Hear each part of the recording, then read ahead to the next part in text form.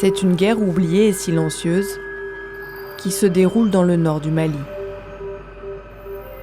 Pour raconter ce conflit, nous n'avons d'autre choix que de traverser la frontière clandestinement depuis le pays voisin, la Mauritanie.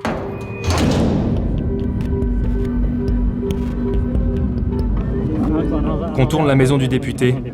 Parfois, l'armée est devant.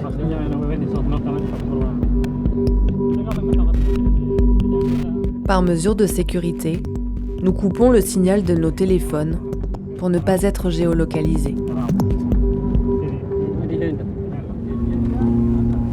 Fin 2023, l'armée malienne appuyée par des mercenaires du groupe paramilitaire russe Wagner lance une offensive dans le nord du Mali.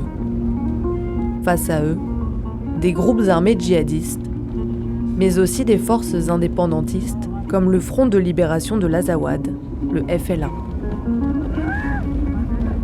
Après 6 heures de piste, nous sommes pris en charge par les combattants de cette coalition, composée d'environ 4000 hommes. Bonjour, ça va? Où sont les combattants?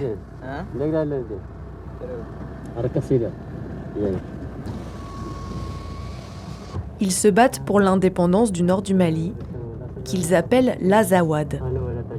Bamako les considère aujourd'hui comme des terroristes. C'est la première fois depuis 2012 qu'ils acceptent la présence de journalistes étrangers. Sans la protection de ces hommes armés, impossible de pénétrer dans cette région. Régulièrement, elle est ciblée par les attaques de drones de l'armée malienne et ses supplétifs russes. Ce camp temporaire abrite une centaine de combattants. Abdoulaye revient de permission. Ce combat, c'est toute sa vie. À l'âge de 15 ans, il prend les armes pour l'indépendance de l'Azawad et s'engage ensuite dans l'armée malienne pendant 7 ans. Mais lorsque cette dernière et les mercenaires de Wagner massacrent son père et son frère, Abdoulaye déserte et rejoint les rangs du FLA.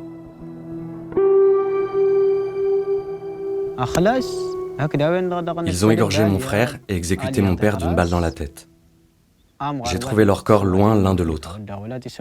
Je n'ai pas pu les prendre dans mes bras car leur corps était miné. C'est ça notre vie.